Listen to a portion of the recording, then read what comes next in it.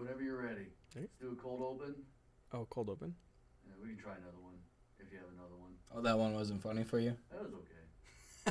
I wasn't paying attention. There it is. He never Just does. Daniel never He paying never does. attention. He never does. Hi, I'm Miles. Welcome to another episode of Tops Talk, our first episode of Season 2, as you can see with our new studio. Joining us for our very first episode of Season 2 is Nolan Gerard. Nolan is our project coordinator here at Solar Tops. Nolan, thanks for being here. Of course, Miles. Thanks for having me on the show. Pumped to be here. Let's break down the project coordinator role today in this episode. Right out of the gate, what role does a project coordinator play in the installation process? Yeah, the role of a project coordinator in the installation process is the whole thing. Mm-hmm. Let's just put it that way, Okay. right? So I'm the first point of contact after you sign the sales order, making sure, everything on your end is going smoothly. So dealing with the installation process itself, the scheduling process, but even before then, making sure, all the utility forms that you have to sign are good. Everything, you're doing your part, I'm doing my part. Everything with the city signed, making sure the permits are in, making sure, the design process is ready to go. Design's approved by the city, by the utility that you're part of, making sure everything from point 1 to point 1,000 is smooth sailing for the customer. Right. Talking with the customer, communication, dealing with the installers on a day-to-day basis, letting the customers know, hey, we're coming out on XYZ day. It should only take 2 to 3 days to do your project. If anything occurs during the project where the team might have a struggle, reaching out to the customer, letting them know, hey, we're going to have to come an extra day, give a simple explanation of what happened, and go from there. So that's kind of the role that a project coordinator does. So it sounds like efficiency is a big deal in what you do. Yeah, efficiency is huge. What difference does it make? How does an efficient project coordinator make a difference in the whole installation? I know you talked a lot about it, what it is you do, but obviously making sure everything's kind of razor edge, I'm sure makes a huge difference. Yeah, it definitely does. Being an efficient project coordinator, having an efficient project coordinating staff within a solar company is huge, especially, we're construction, right? Right. So making sure, everything's on time. If you don't have an efficient project coordinating, customer is going to be at wit's end, could lose a little faith within that company because, scheduling definitely comes into a big part of that. If you're not efficient and you're not communicating with a customer, you could be all over the place. Right. The one thing that Solar Tops, when I came in here, that I really was surprised by is we have our stages. We've done a great part on understanding how an installation actually happens. Yeah. And that's not just putting the solar panels up on the roof. That's, the back end side of it too, when you have to deal with the cities and the utilities. So being able to be efficient and making sure everything's in line before an installation and then even after an installation really makes a smooth sailing process for the customer as well. Well, talk about making a smooth sailing process. I know some hiccups we occasionally, not hiccups, but challenges, hurdles our customers usually come across is working with the HOA. Yeah. What is the process like from a project coordinator's perspective working with an HOA? Yeah. From my perspective, each HOA is a little different, right? So, you have your own HOA here. Across the street could be a whole different subdivision. They have their own HOA, right? Each one could be either a little bit more lenient or a little bit more, stressed on a customer or homeowner.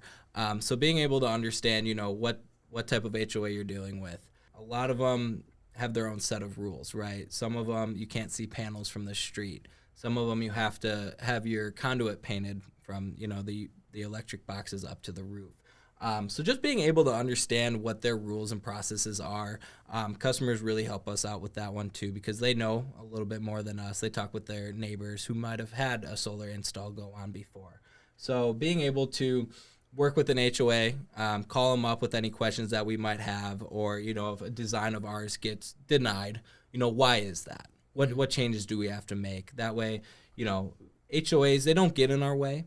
They are pretty smooth sailing. But the one thing that I've learned over the past few months here is a lot of them only approve the designs once a month, twice a month. So being able to understand what we need and what day we need them in so that they can go approve them for the customer a lot sooner and a lot more efficient is a great way to work with them.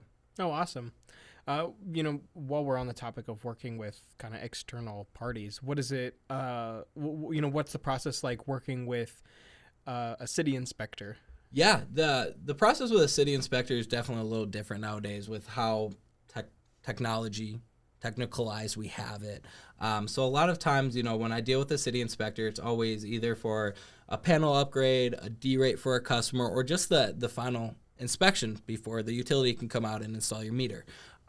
So dealing with them is more of kind of time-wise. So if we have a panel upgrade or a D-rate, customer's power is turned off. So being able to tell them, okay, this is when it's getting killed, and being able to, communicate, hey, we probably need you around noon, 1 o'clock. And then being able to relay that information to our electrician who's on site, or our foreman who's on site, so that that way they can communicate with them.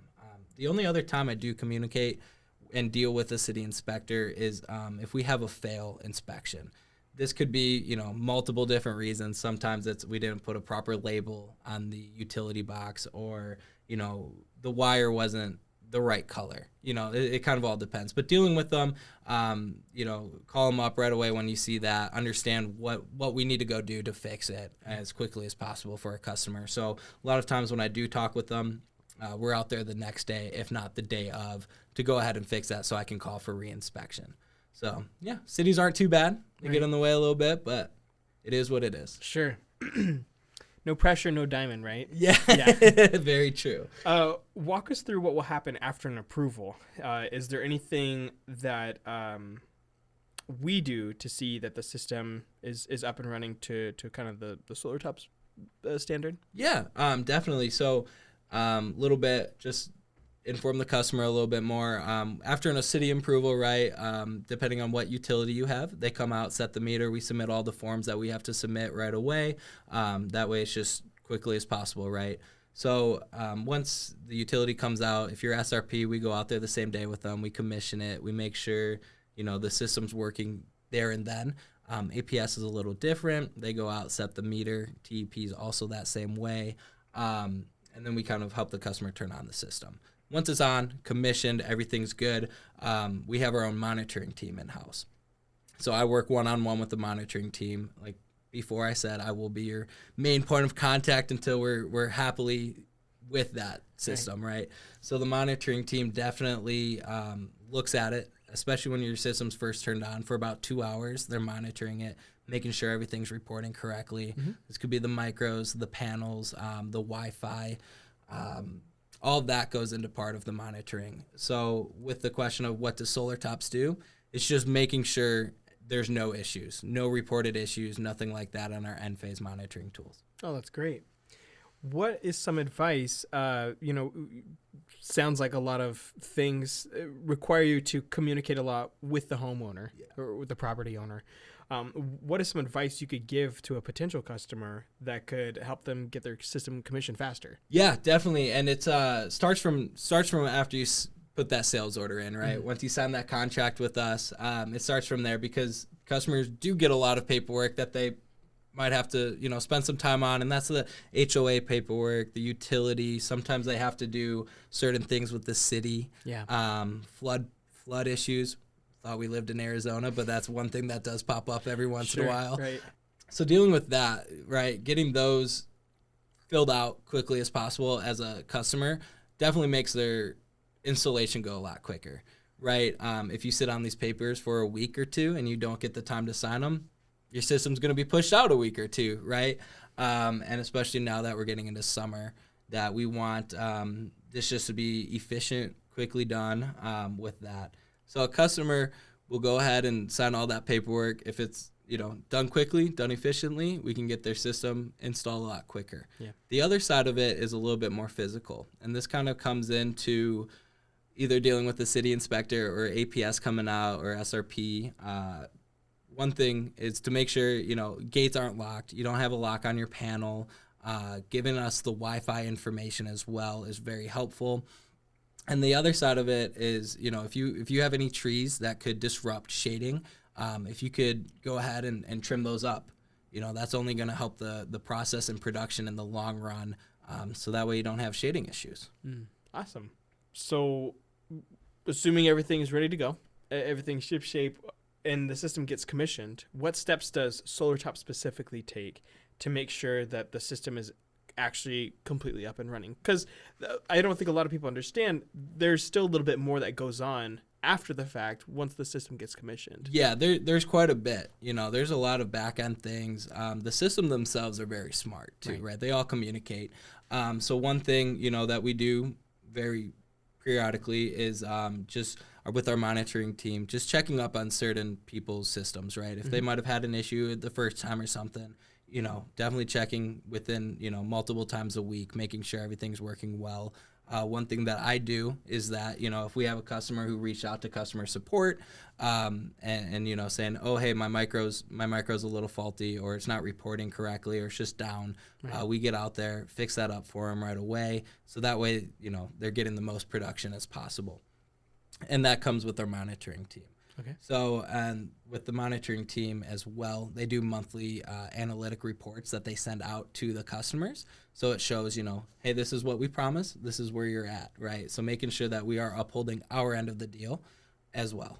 So That's something that we do pretty well.